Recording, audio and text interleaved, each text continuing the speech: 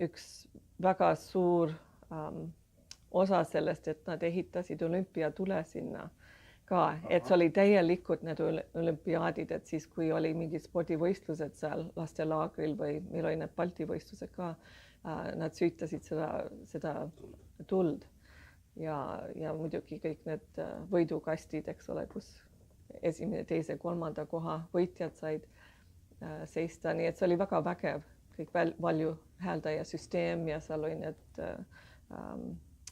stardiplokid olid said ja need takistus, hurdles, mis on takistusjooktõkke, need olid kõik olemas. Ma ütlen, see oli väga täiuslik spordiväljak ja nad ehitasid veel korvpalliplatsi sinna, seal oli tenniseplatsid.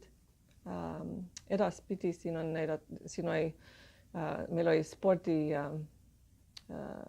spordilaager, mis tuli ja siis nad ehitasid veel pesapalliplatsid ka sinna ja võrkpalliplatsid, korralikud võrkpalliplatsid. Nii et tegemist oli väga palju seal. Lasketiirud olid meil alati. Laskmine on väga suur osa olnud Jõekäru laagrist, mis on erinev kõik teiste laagritest, lastelaagritest. Ja sport oli väga suur osa selle laagrist. Teine asi, siis nad ehitasid 2 silda, mis oli 25-meetrilise kauguses just selle mõõtmetega ehitatud, et need oli suured ujumisvõistlused ka. Nii et iga suvi oli siis üks suur spordivõistluse päev, siis oli suur ujumisvõistluse päev. Muidugi meil oli valguspidu ka, aga siis oli kõik rahvas tuli sinna vaatama ja see oli tõesti vägevad.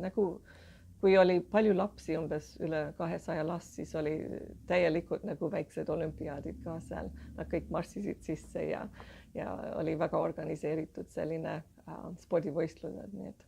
Ja kui Balti võistlused tulid, esimene oli 1962. aastal, see oli midagi tõesti vägevat, siis oli kõik lippudega ja kõik ja see on meil filmi peal isegi.